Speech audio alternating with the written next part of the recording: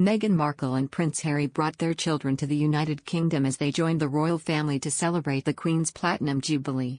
The Duke and Duchess of Sussex introduced their daughter Lilibet Diana to Her Majesty for the first time since her birth last year, but were reportedly prevented from having their photographer take pictures of the pair.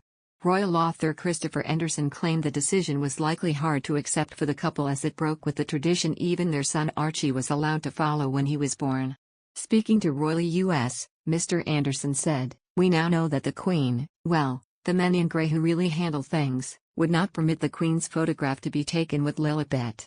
That spoke volume. It was a really bitter pill for Meghan and Harry to swallow. You have to remember, Archie was photographed with the Queen, and Prince Philip, and Doria Raglan when he was 2 days old. It's a tradition to be photographed with the monarch when you're a grandchild or a great-grandchild. But this was a really different feeling." The Duke and Duchess of Sussex signaled they would manage the image of their children differently from previous royals with a strategy they adopted when Archie was born. Meghan Markle delivered her first child at the Portland Hospital in London, and the announcement of the birth was shared hours after the baby boy came into the world.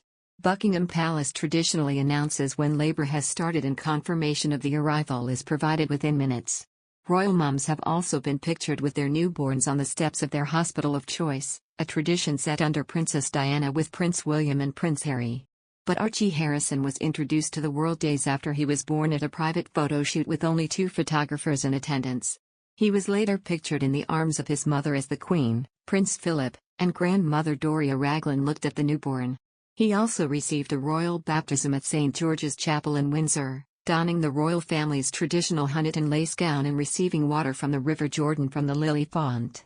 Lilibet Diana is however believed not to have been christened yet despite having just turned 1 year old.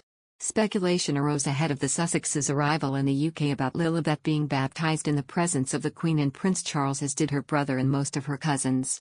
But rather than a christening service, Meghan and Harry organized a private party to mark their daughter's first birthday at their Frogmore Cottage home.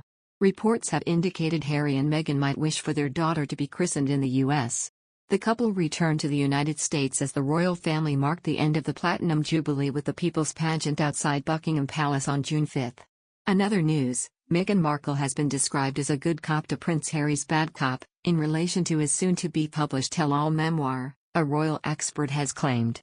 Nearly a year on from the Duke's revelation that he is writing his memoirs, there is still uncertainty over when the book will be published.